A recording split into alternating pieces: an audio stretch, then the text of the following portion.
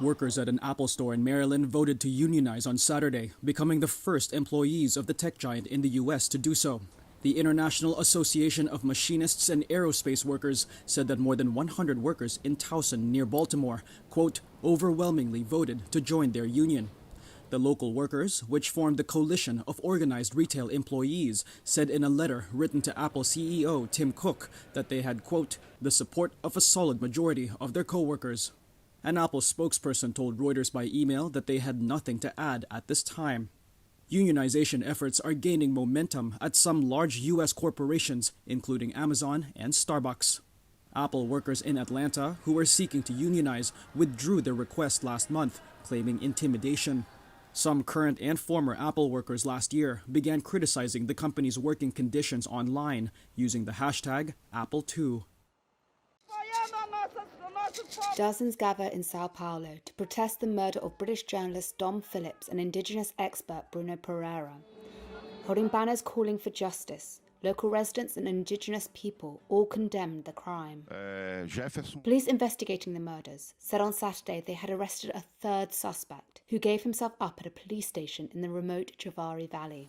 Phillips and Pereira went missing in the Amazon rainforest nearly 2 weeks ago. They were last seen on June the 5th, travelling through the region on a boat. Their remains were found earlier this week. Police said both had been shot with hunting ammunition. They have arrested a local fisherman who confessed to killing the two men and his brother, who was taken into custody earlier this week. According to the police, the killers acted alone, but the local indigenous group, Univaja, disputes this. It says it has informed officials numerous times of an organised crime group operating in the region. Phillips, a freelance reporter who had written for The Guardian and The Washington Post, was doing research for a book on the trip with Pereira. Migrants in this camp near the French port of Calais still hope to reach England, despite the risk of being deported to Rwanda under a new British government scheme. Britain has agreed with Rwanda to send migrants who cross the English Channel illegally to the African country. The first British flight carrying asylum seekers was due to leave on Tuesday, but it was blocked at the last minute by the European Human Rights Court. The UK government says the policy will go ahead. It's supposed to deter people from making the trip. But Ahmed from Sudan, who declined to give his family name, is still desperate to go. If they take me back to Rwanda, I will feel that I'm a dead man, because my idea which I put in my mind, they have destroyed it. Yeah. Prime Minister Boris Johnson on Saturday called the EU court decision a weird last-minute hiccup. But we're very confident in the legality of the lawfulness of what we're doing, and we're going to pursue the policy. Claire Mosley works for the Care for Calais charity, which has been lobbying the British government to change tack. It's a really brutal plan. After all they've gone through to get here and get to safety, the last thing they want is to be sent back to Africa. People we talk to are really frightened of it, and I can't believe the UK government would do something like this. It's incredibly upsetting for us. Aid groups estimate that hundreds of African and Middle Eastern migrants still want to make the perilous crossing.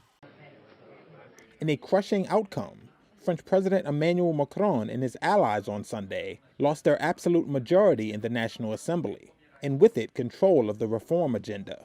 Initial projections showed Macron's centrist Ensemble alliance were still set to end up with the most seats, followed by the left-wing NUPES bloc, headed by the hard-left veteran Jean-Luc Mélenchon, who called the result Sunday a rout in front of cheering supporters. But Macron and his allies would fall well short of the absolute majority they would need to control Parliament.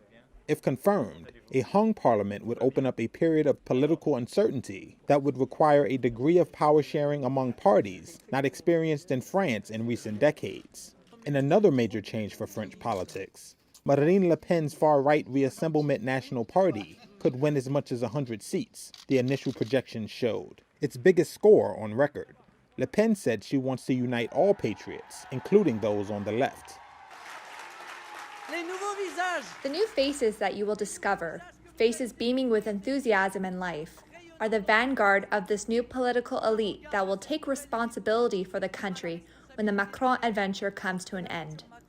Beyond the parliamentary group, we will pursue this work of bringing together the French people within a big popular movement, unifying all the patriots on both the right and the left, a national rally to defend the country in the face of crumbling, which we see every day.